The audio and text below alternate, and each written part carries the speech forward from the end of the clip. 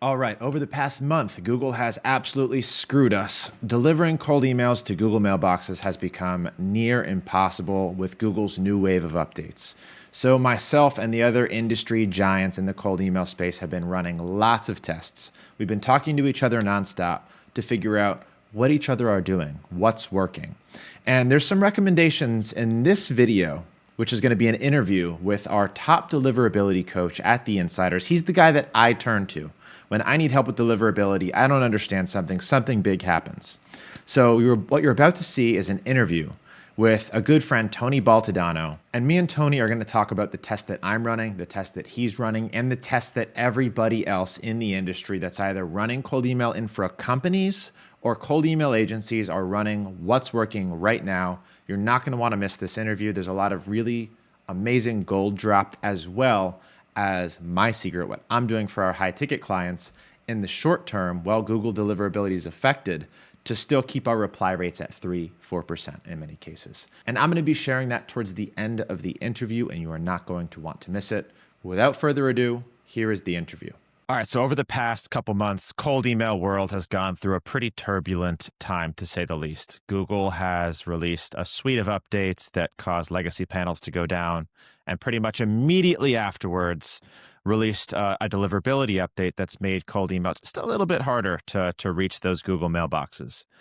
So I wanted to chat with you, Tony. And for those listening, Tony's the founder of Mission Inbox. He's also a deliverability coach here with Lead Gen J Insiders. And whenever I don't know an answer or something big happens, Tony's usually the guy that I turn to because he is at the forefront of the testing, the infrastructure, and deliverability. So thanks for chatting with me about this, Tony. I really want to get to the bottom of this, not just for myself and all of our cold emails, but the thousands of people listening that trust me with cold email infrastructure and knowledge. So thank you for spending some time with me, Tony. Tony, what are you seeing? So yeah, first and foremost, Jay, thanks for having me. I think what we have seen lately has to do mostly with things that have always been a best practice in general, things like engagement rate, things like having a low spam rate, etc., being enforced in a way more strict manner than any time in the past. So the essence of cold email, in my opinion, hasn't really changed that much. The only thing that's changed is that in the past, Google was way more loose when it came down to their regulations, to their policies. And now, because again, cold email is such a great channel to send emails from or to build revenue and pipeline, everybody started doing it, and they have to start removing the bad actors from the equation. It doesn't mean that you shouldn't send cold emails. It means that you should have to adapt into the new way of doing it by following best practices, cleaning your lit list, writing good engagement copy, all that stuff. Um, we have seen, again, in the past, I would say 2 to 3 weeks, especially with Black Friday and Cyber Monday coming up, definitely a scarcity in terms of responses across every single client. But this is a seasonality thing that has happened for the last 5 years that I've been in the market, literally seeing that exact same thing, which is during Thanksgiving, during the holiday season in general, the majority of the e-commerce businesses start blasting emails out because that's where they make the majority of the revenue for the whole year. So what ends up happening is Google and Outlook know that that's going to happen, that billions of emails will be blasting out. So they tighten the spam filters to prevent people from being spammed by all these promotions from the different websites that they have subscribed to. That, of course, ends up impacting, our normal cold emails, which have nothing to do with transactional marketing emails, but it's a spam filter as a whole that has cited them, right? Yes. Generally, by end of December, start of January, it loosens, right? So that's why you see like a super high bump in responses by January, but it's something normal, right? So I just wanted to share that because I know people are usually concerned, besides the out of offices, why am I not getting as many responses as in the past? And that is actually the correct answer to do it. And who this sucks for the most, I feel like, is the people who are just starting to send cold emails. They just joined the program right now. They're just trying to build their systems right now. Because you set up all your mailboxes, you think you're doing the right thing, you're following all my advice, and then you turn your system on and you're inboxing 0% to Google. And it's like, you know what? This shit sucks. So I feel for those people, and I've been there. But for me, Tony, how long have you been sending cold emails? So I've been sending since early 2020, no, not 2020, 2017 is when I started my career sending emails Nice. on the cold email side of things, and then full infrastructure starting on 2020. So I've also been sending a little over 10 years, and I've seen a lot of big changes happen. So for those that have just started sending and are having a hard time inboxing to Google, I'm sure you remember when this happened with Microsoft. Whether it was 2023, 2024, 0%. Nobody could get through to Microsoft. They had lifted their spam filters so high, their guardrails so high, that in order to get through, not only did you have to have everything else dialed, you had to send like 2-sentence emails. And since that point, I mean, now we're inboxing 100% to Microsoft. So a lot of these guardrails, these transitory periods where it's really hard, are just that. They're transitory. And I think what you said, the way you described it, was really helpful. It's that they're trying to filter out the bad actors. They're trying to get people out of the cold email world. And I think this is a good way to do it. We usually see these things start to return back to normal. We change our practices a little bit, and then we're back in business. But I'd love to talk to you specifically about infrastructures that are working and infrastructure changes. DNS records, providers, Google, Microsoft, SMTP.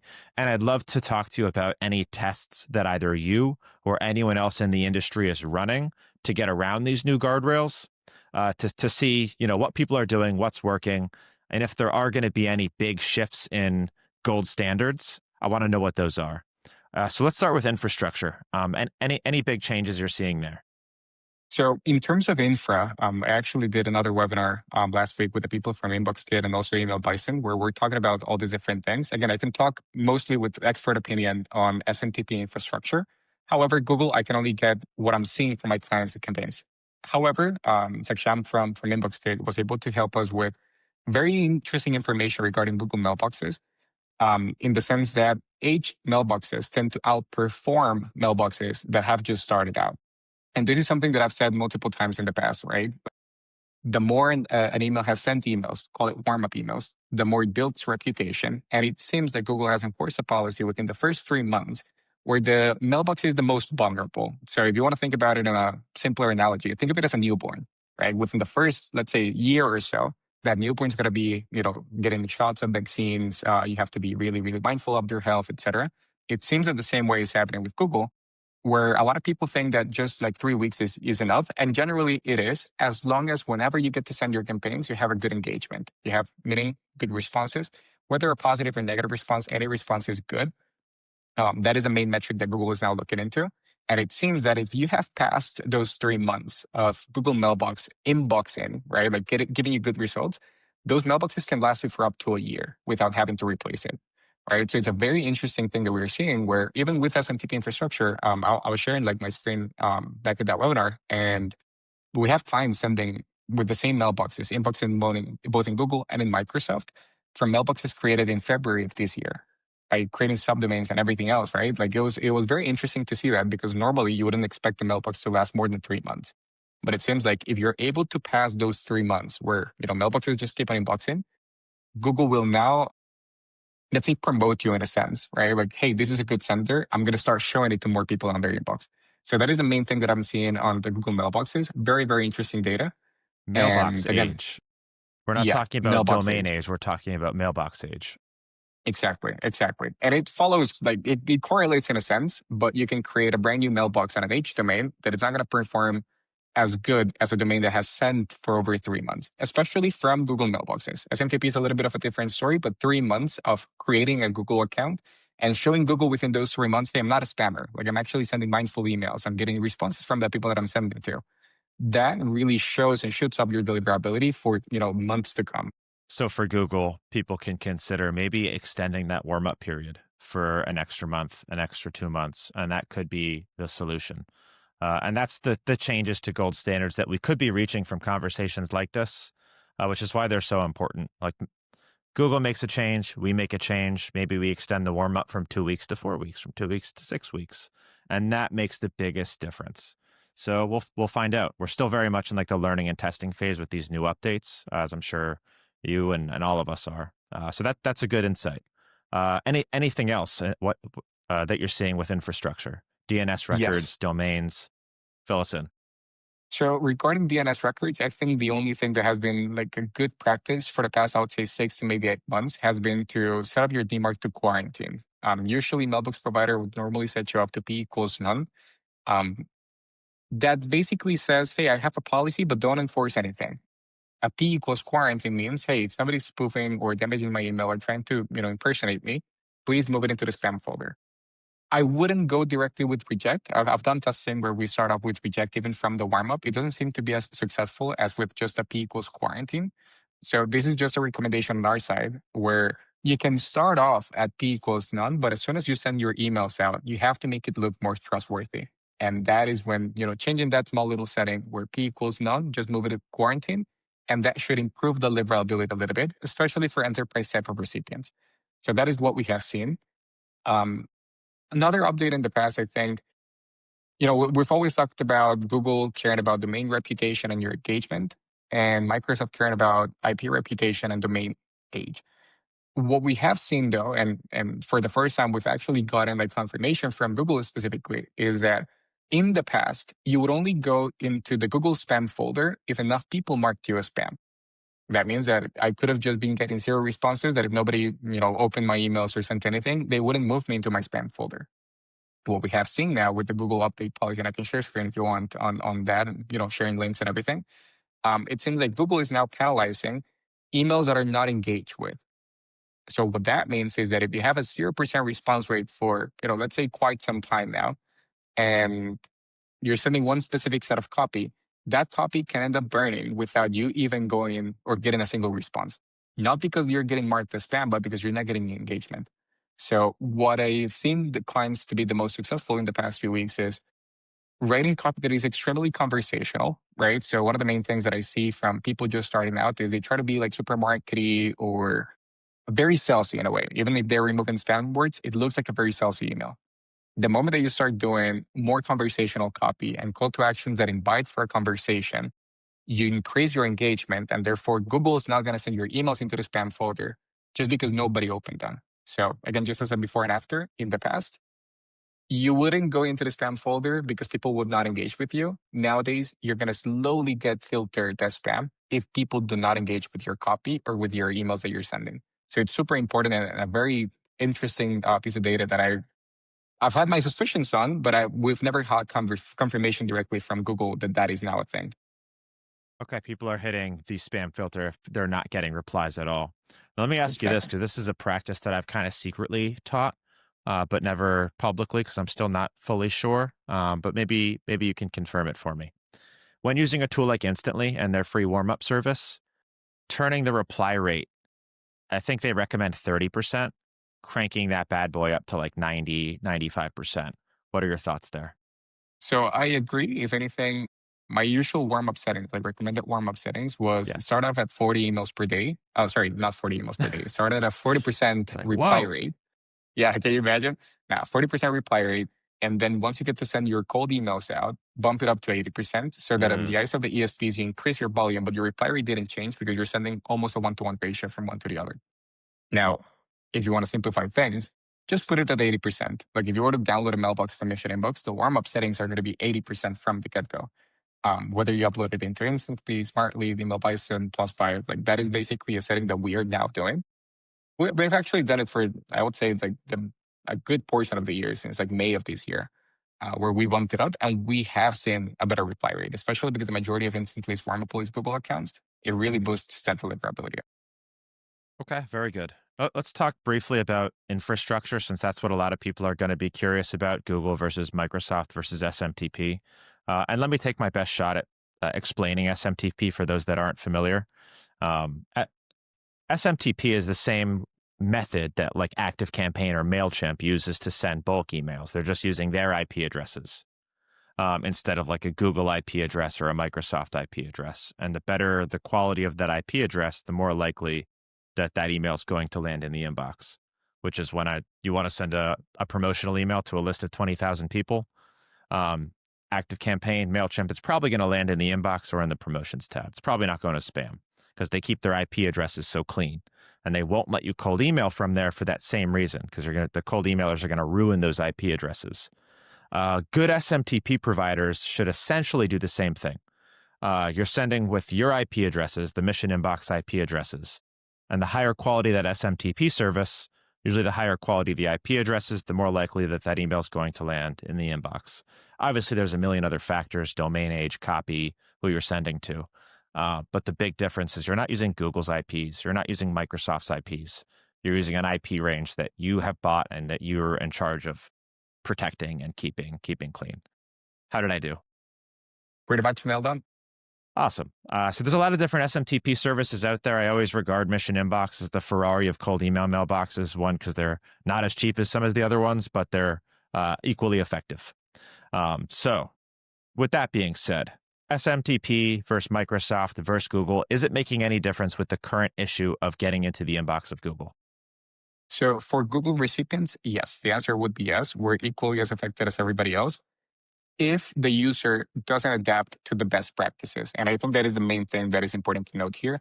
Whether you use Mission Inbox, whether you use Microsoft Azure or Microsoft Direct mailboxes or Google resellers or Google Direct accounts, who you're sending to is the rule. And if you don't follow that specific rule, you're going to get screwed, right? So as soon as people, again, and this is part of the communication that we tell our customers in terms of education is, guys, show us the copy that you're sending. Let's try to see how it looks. Let's try to do placement testing with this copy and let me reword it, like word by word, so that it says the same thing, it has the same essence. We ran a placement test, even with their own Google mailboxes, and we see everything landed in the inbox folder yet again, right? So I don't think that there is a big difference in terms of reply rate as a whole. Like if you're sending from any provider the same copy to the same recipients, you're most likely going to see the same issues repeating over and over again. And it doesn't mean that cold email is that now. It just means you have to adapt to the new rules. But even SMTP on our side doesn't have like a white flag that just says, yeah, you can pass. Yeah, you shouldn't follow the rules or things haven't affected you. No, of course it affects everyone. And we have seen every single other mailbox provider also being equally as sensitive to the new updates. So it's just a matter of changing your copy, which honestly, I think it's a good thing because it falls on you as a copywriter or you as a lead generation agency owner to adapt, right? Like it's not an infrastructure issue. It is more a copywriting issue. And that is what a lot of people think that, infrastructure is just a magic wand that allows you to get into the inbox folder for no reason. No, you still have to follow best practices. And the best practices for copywriting, what you're actually sending in that email, have continued to evolve. I mean, when I started sending emails, we were tracking opens, we were including links and images, and we were sending this tool called ClickSend. We would send to 50,000 people at one time with their IP addresses. It would all inbox. It was just nuts. And then I saw some changes started to gradually happen. No more links in the emails, no more images in the emails. No more unsubscribe links. No more words that could be flagged as spam or promotional. You don't want to say like sale or money because those are going to be spammy phrases that are going to be filtered into spam. Then we started using a lot of spin tags. Then we got rid of any form of unsubscribe altogether. It's just crazy. It continues to get like shorter, more whittled down, and more restrictions. One test that I heard from one of the members of my community, he's like, this is working every time, is completely AI written emails. He's saying spin tax is no longer enough because the phrases that is interchanging in those spin tags could be being flagged or banned or recognized. So he's actually using Clay or N8N to custom write each email with AI, which is not something I want to teach my community because that's not easy to do. It's not very accessible. But I'm wondering if that's a test you're familiar with, you've seen, or where you see the new kind of copy gold standards going. So I think you brought a great point, and this is something that I'll probably take like 2 to 3 minutes to really respond in depth. I do think, well, first and foremost, in essence, as a core, making sure that every individual email is different because you're creating copy with AI is extremely important, right? If no email looks alike, then if somebody marks you as spam, it's just marking one specific like set of words that doesn't correlate to any other email that you're sending. And therefore, you can keep on inboxing for a larger period of time. At the same time, one of the quickest traps that I see people fall into is thinking that just by personalization and by you getting into the inbox folder that you're going to get responses. And what I mean by that is we've actually, we saw a test from Taylor Heron, who's an agency owner, who was sending emails with full AI and then emails with no AI in terms of personalization. And he was getting 4 times the responses with no personalization on the copy, on the AI component. Why is that the case? I think it is not necessarily because the copy that he created with AI was bad. I think it's just not as relevant. Usually you give time to AI to hallucinate, and that is not necessarily a good thing. So I think the sweet spot is How do you find a way to communicate your message as quickly and as easily as possible without necessarily creating a super long email just because AI decided to do some like weird research, right? So deliverability wise, it's definitely a good practice. You will keep on seeing inboxing. The response rates though, which is what we care about, usually ends up getting affected the moment you try to personalize or over personalize your copy. So as long as you can make it relevant and short within the AI prompt, that's pretty much the sweet spot that you can find for having great results, scalable results, and not having to worry about deliverability as often. Completely agree with that. That's what I teach too. If you're going to use AI personalization, 1 word or 2 words. Don't try and do Yeah. anything crazy because it's probably going to mess up most of the time and hurt your copy more than it helps. But I'm wondering if the variability could be key because I'm looking at some of the copy my insiders are sending me, and yeah, they're using spin tags. They're not using any flagged words, but there's long phrases that are being alternated in that spin tax. I'm like, it is totally possible that enough of these are marked as spam, and that entire phrase could be blacklisted. So it's one thing we're following very closely, and that I hope it's not the new gold standard that you have to AI generate every new email. I always think about, okay, what does the Armageddon of cold email look like? Like, what is the worst case scenario where we have to go like back to the Stone Ages to automate cold email? And I'm like, browser automation. I have computers running in each room, and they're just logged into Gmail accounts and just using browser automation to copy and write text and send those Please, yeah. emails. Yeah, there's no way they can ever block that. I mean, that's about as gold standard It's as it normal gets. behavior. Yeah. Normal behavior. And Because right I now there's think, like again, OAuth connections to link your Gmails yes. to a lot of these platforms. There's fingerprints that Google or Microsoft knows are there and could easily take action against. The question is, which fingerprint are they looking at? Are they? I don't know. What are your thoughts on the fingerprints? So fingerprints are important if it's a very obvious tail. So some things that we have seen is whatever you're sending, for example, via OAuth, via Google, or even with Microsoft, there is almost no trace, absolutely no trace that it was sent through, call it a sequencer of any sort. If you're sending via connection of a mailbox via app, password, or via SMTP and IMAP, which by the way, guys, like Google and Outlook use SMTP and IMAP, they're just big categories of their own. They're big providers, so they're considered just Google and Outlook. We have seen that if you're not sending the API, that ends up being added into the email headers. Specifically with Instantly, there's like an AWS 147 IP that it usually gets added within brackets. It's both fingerprint, but again, if you were to send via OAuth, nothing. Like you don't see any of that fingerprint. Now, that being said, I think, again, we see it more often because we're in the cold email space. However, if you were to take a look into the volume of emails that you're really sending or that every cold emailer sends on a daily basis, it's most likely a very, very small percentage compared to the total volume of what Google or Outlook sends on a daily, right? So what we know for a fact, and this is a fact, the, let's say, spam team at Google, what they care about the most is actually spoofing and phishing, not necessarily just like going and killing people on the cold email game. So again, whenever they do something on the spoofing and phishing, they end up affecting us. But by association, not because they did something directly to us. Because to your point, if they wanted to ban cold email, they could easily do that. Like we see, for example, the wordings or the phrases that our warm-up tools give us, right? Like the unique identifiers. Google can automatically just decide to do that, kill it, and then just prevent anything from being sent out. So they have the power. I think we're just a very small percentage of people. That is because we're in the space. We see it a lot often with our friends, with our colleagues. So we think that it's the big thing. But the majority of the time that Google really spends on their spam filters is actually to prevent spoofing and phishing and scams, if anything. Yeah. We just affect by association. When they lift the filters high enough, which I think is what's happening right now with Google, it's what happened last year with Microsoft. Yeah, they probably kill all the spoofers, the phishers, a lot of the bad cold emailers. But they probably also end up affecting a lot of actual people trying to send cold emails. Yes. Maybe that just launched a company and they just bought a domain and they didn't set up their DNS records quite right. I mean, it happens all the time. And now they're all of a sudden not able to send cold email to their vendors and clients.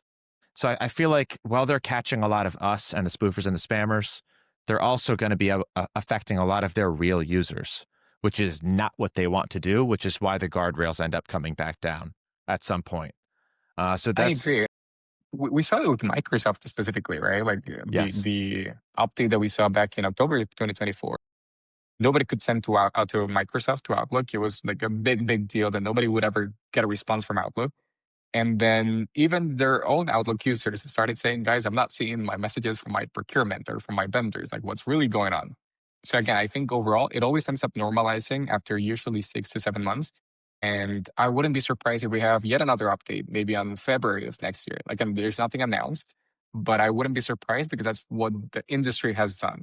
It's either Google changing something or Outlook changing something. Thankfully, it's never been both at the same time, right? Otherwise, we would be royally screwed on that. But it's just a matter of adapting to it. The other thing that I've learned from the historical updates is that what they say is the new best practice is not actually what you should do, Exactly. Yes. which is something a lot of people mess up. Like, oh, I read the update, what Google published. They want an unsubscribe header and everything. They want an unsubscribe down below. During the last big update, that's exactly what we started off doing. And we're like, oh, why aren't the cold emails going through? Lo and behold, you remove all those unsubscribe links and the emails start going through again. So just something for new cold emailers to think like, oh, why are you going against what Google says the new best practices are? Because their best interest isn't us getting through to every inbox. Their best interest is in preventing cold email from happening altogether. Okay, I've got some tests that we're running. I've got something that I'm telling my insiders and my high ticket clients to do, and in this current time to kind of get around things, deal with it for the time being without completely killing your cold email campaigns. I'll share that in a second, but I'm wondering who you're talking to, what tests you're running, any results that you're seeing in terms of copy or practices or cadences or changes you're making. What are the experiments going on in the world right now that we're all looking at and testing hypothesis? So I think something super important here is we've always recommended usually a 3-step sequence, right? Like you have everything within the same thread. Now, no different like subject lines, otherwise that will create a different thread. I think that's still the gold standard overall, especially with the new engagement that Google has offered, right? Like if they say, whatever you're sending, if you don't get responses, you're going to be penalized. So people are not necessarily being as focused on just having a super long sequence of maybe 4 to 5 steps just to get a response out of someone, because if they have ignored your email for 5 times, most likely they're either going to mark you as spam just by nature, or they're going to keep on Yes. ignoring you, and that hurts your deliverability. So that is the first thing that I would recommend. If you have more than 3 steps, maybe tone it down a little bit more, up until 3. That is for people just starting out, people that have been in the industry for longer. Do know that is a good thing. And what we've also seen, funny enough, is people sending 1 to 2 step sequences. Making the copy extremely conversational, right? So something like, hey, we saw something with one of our providers. We did a case study. Most likely your provider is on that list. Would you like to receive it? Like you're not even selling at that point. And that is what Google really values. The fact that you're not like super pitching into your first cold emails, making the copy conversational has outperformed even our own campaigns. Again, and I have successful templates that get me an 8% reply rate, like consistently 50% positive engagement, right? So engagement itself is not the issue. But again, copy fatigue is still happening. So what we did, literally we did this by November 15th, so almost about a month ago. We started launching a campaign where it was a very conversational tone. Again, in my case, I've built a brand, so it's easier for me to just send like, hey, I see you're in the cold email space. We did this, and this. Would you like to receive it? Something like a WhatsApp. And this is something that I'm usually telling people, like, if you wouldn't be able, or if it sounds too formal to send to a friend on a WhatsApp, maybe you have to tone it down. And again, it goes against all the best practices, because if you're selling to enterprise, of course you have to follow like specific guidelines. But again, it's just understanding your users. Um, when it comes down to sending volume, funny enough, what we have seen, and again, please everyone take this with a grain of salt. This is not a recommendation. We see clients that are getting extremely high reply rates. I'm talking about maybe 10, 15, even 20% in some cases at large scale, because of a very attractive offer that they're sending to. And they have been able to push their email volume to maybe 40 and even 50 emails from Mailbox per day. So it's almost like twice the volume that you would normally send from a Mailbox. But the main idea is, well, if Google is, promoting Mailboxes that have great engagement and positive engagement at that, and you keep on having that thread of back and forth communication with your customers, then shouldn't I be able to increase my volume without being affected? And so far, again, from the tests we have seen over the past month, it seems to work out great for them, and reply rate doesn't decrease, which is very interesting, right? So people that were sending, from 30 mailboxes, 30 emails per day, they're now being able to send almost 1,900 emails on a daily basis by just doubling that sending volume, because the reply rate suggests that you can do that. So that is the only thing that if you're someone that has a 10% reply rate, 15% reply rate, give it a shot with maybe 2 to 3 mailboxes, depending on how many mailboxes you have, and increase that volume. Most likely, your reply rates are not going to get affected, and you're going to be able to squeeze more emails out of that same list and without having to buy extra infrastructure. Okay, very good. What about domains and DNS records? Are you doing anything with aged domains? Are you seeing any difference? And you already mentioned one change to the DNS records. I'll mention one more that we're now teaching as a gold standard is no more tracking domains. All of the CNAME records pointing to instantly. I don't know if it makes a difference, but it's just like an obvious fingerprint that I don't think needs to be there, because we're not tracking replies, clicks, opens anymore. We're tracking replies, not clicks or opens. So there's no reason to really have it there. We're not including the unsubscribe link. So that's one thing that I'm teaching. Anything else that you're seeing, testing, teaching? So regarding domain H domains, we're actually launching a super high scale test. Again, we're keeping quiet until we have more context. But so far, again, we're working at least with mission inboxes specifically. We have been working with lots of investment banking and private equity firms that they need to send tons of emails to their accredited investors, and they have to do it from a specific domain that is their company domain because of GDPR, CCPA, like you're a financial institution, so you have to adapt to them. And what we have done for a lot of them is they need to send, for example, 120,000 emails per day from a single domain. So how do you even go about it? Just like you were saying, like if you were to do this with ActiveCampaign or with MailChimp or Sending Blue or whatever the case might be, most likely you're going to get into the inbox folder for like 1 to 2 days. What we have done with them is basically creating an army of subdomains. So a subdomain would be something like meet.google.com or mail.google.com, sheets.google.com. Each one of these subdomains inherits the domain's reputation. And in our case, again, we have a product that does API sending for high scale. So very similar to the transactional marketing side of things. We're sending 500 cold emails per day from each of these subdomains, and they're inboxing even to the toughest of recipients. Outlooks, at Outlooks, at Hotmails, at Yahoos, at AOLs, etc., which are, again, tougher to get into the inbox folder for.